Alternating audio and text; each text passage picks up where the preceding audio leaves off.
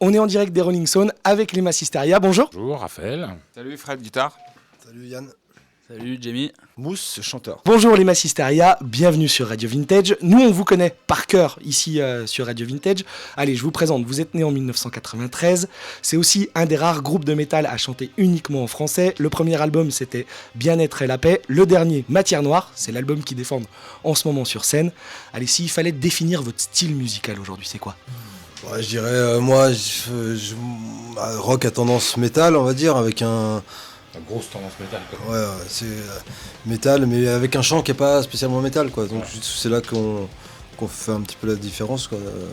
Avec un chant plutôt scandé, en français, plutôt rappé. J'aime pas le terme de rappé, mais... Scandé, c'est bien. Scandé, ouais. Et avec beaucoup d'électronique aussi. Beaucoup de machines dans les morceaux, quoi. D'ambiance, de samples et de... Bon, au début, les gens disaient groove metal machine. Moi, je trouve que c'est pas mal. Ok, bon allez, on y va pour la groove metal machine. Et si on doit parler de vos influences en 93 ? C'était vaste.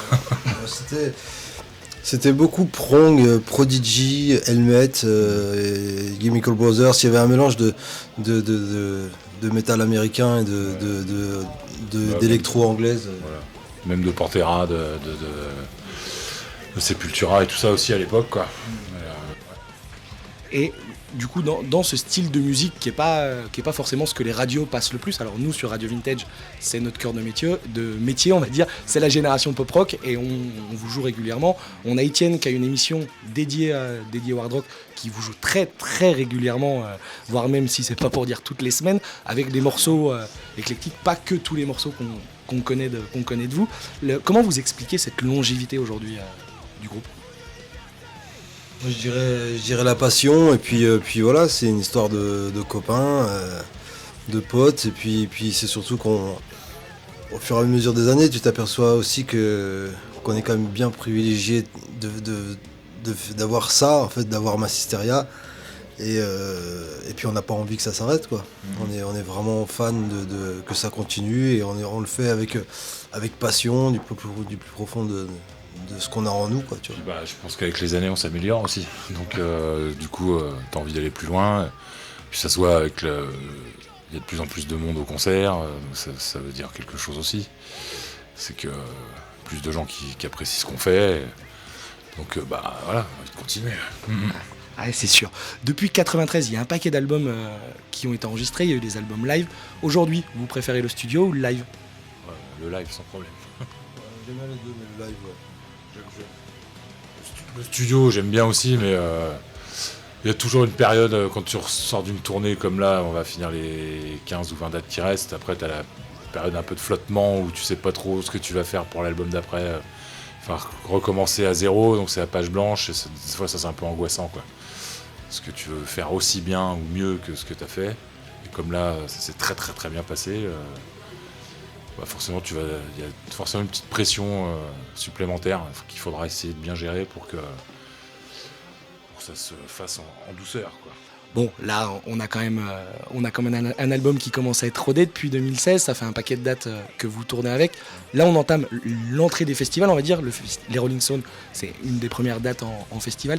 Vous préférez jouer en festival ou jouer en concert privé, votre concert, style showcase ? Les deux, c'est différent. J'adore les grosses dates et les grosses scènes avec plein de monde, mais j'aime aussi les concerts. Des fois, tu fais des concerts devant 200 personnes dans une petite salle et c'est le feu pareil, quoi. Donc, ce qui compte, c'est que le concert soit bien et que tout le monde soit content. Donc, peu importe, que ce soit en festival ou en salle, quoi. Bon, nous, de l'autre côté, on n'est pas trop inquiets de ça. Hein. On sait que ça va déchirer. Allez, votre plus gros souvenir, et après, j'arrête de vous embêter. Le plus gros, je sais pas, parce que des souvenirs, il y en a plein, mais c'est vrai qu'un des derniers, j'avoue que c'était au Festival de la Paille, sous une pluie torrentielle, Joe Starr qui vient chanter avec nous. C'est un des souvenirs de la tournée assez mémorable, quoi. Ok. Pour moi, c'est toute la tournée de l'année dernière, enfin depuis 2015 jusqu'à maintenant. J'espère que ce soir, ce sera le cas aussi. Et après, tu vois. Surtout toute la tournée d'été là, de l'année dernière, tous les festivals d'été, c'était vraiment, vraiment cool. Ouais, bon, super. Je pense que les festivaliers là, des Rolling Stones ne manqueront pas de mettre le feu sur votre set. Allez, je vous laisse. Les dernières questions, c'est Thomas qui va vous les poser. C'est des petites questions en rafale, ça dure pas longtemps. Ouais. Moi, je suis plus sur le côté un petit peu entre guillemets décalé. Je reviens sur le fait, donc vous allez bientôt fêter vos 25 ans. Donc la première est un peu loin, mais on se rappelle toujours des premières dans notre vie. Est-ce que aujourd'hui, vous vous rappelez du premier CD ou cassette ou le premier morceau que vous avez acheté de quel artiste?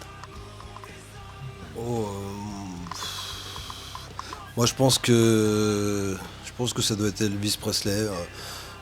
Parce que mon père m'influençait beaucoup dans ce qu'il écoutait. Et du coup, je crois que c'est ça. Après, en métal, c'est AC/DC. Mais voilà. Bah, le premier vinyle dont je me rappelle, sûr que mon père a ramené à la maison, c'était le lendemain de la mort d'Elvis. Donc c'est Elvis Presley, c'était une compile. Et pareil, AC/DC, donc on fait le même parcours, quoi. AC/DC, ouais, c'est le premier vinyle que j'ai eu. Bon, ça a dû commencer c'est sorti, ouais, avec Highway to Hell, quoi, en 79, quoi. Ouais, et après, moi, je suis un peu plus jeune. C'est Flick of the Switch d'AC/DC. C'est envoyé, là, je suis un peu plus jeune quand même, non? ouais, mais bon. Ouais. Non, ça va. Et le premier cours de musique ou alors la première relation avec la musique que vous avez eue? C'est simple, moi j'étais déjà dans le métal, mais j'étais vachement dans le sport. Et j'ai eu un problème au genou. Et je sais plus, on passait devant un magasin, puis je voulais absolument faire comme Kerry King et James Hetfield. Et je voulais une guitare, et j'avais 12 ou 13 ans, je sais plus. Et on est passé devant, il y avait une Flying V, et j'ai pleuré pour l'avoir, je crois, pour mon anniversaire, et puis je l'ai eu, puis je crois que j'ai jamais refait de tennis après. Moi, c'était pareil, après un concert du Grand Orchestre du Splendide, donc peut-être en 78, peut-être, ou 70, enfin dans ces années-là, quoi. Fin des années 70, début 80, et j'ai demandé une batterie à mon père, et un jour je suis rentré de l'école et j'y avait une batterie dans ma chambre. Voilà, mais là c'était parti. Et après on sait que Massisteria donc s'est formé, la première répétition de Massisteria, alors vous êtes peut-être pas arrivé en même temps, mais je n'étais pas. Un an avant Rafa, donc moi je suis arrivé en 94 je crois. Et la première répète, je me rappelle plus parce que moi j'étais tout le temps fourré à leur répète avant d'être dans le groupe parce que j'adorais ce qu'ils faisaient. Donc la première vraiment, je me rappelle plus. Je sais que mon premier concert ça a été les Transmusicales à Rennes dans un bar qui s'appelait La Trinquette et qu'on a rejoué l'année d'après. Et c'est aussi son premier concert l'année d'après. Ok, ça c'est cool. Et ça m'amène à la prochaine question. Alors du coup, le premier cachet de Massisteria? Oh, mais ça arrivé assez tôt, je sais plus. Ouais, ça devait être en 96, après ouais, c'est ça. le EP. Bah non, c'est pas les Transmusicales. Ah, peut-être bien que c'était les Transmusicales. Donc l'année encore d'après. L'année d'après, quand on a fait les Transmusicales dans la salle, comment ça s'appelait, de Liberté à Rennes, ça a dû être un de nos tout premiers cachets, ouais, je pense. Peut-être même le premier, avec officiel, avec un tourneur, machin. Ouais, et tout. Cool Shaker. Ouais. Ouais, c'était Cool Shaker, l'affiche, et Screaming Trees avec Joshua Homme à la guitare d'ailleurs, de Queens of the Stone Age. Ouais. Et qui c'est qui avait Booyah Tribe? Non, si? Non, ils avaient annulé. Pas ce jour-là. En tout cas, voilà, c'était une grosse date pour nous et c'est notre premier cachet, je pense. Et la première sortie des frontières de Massisteria?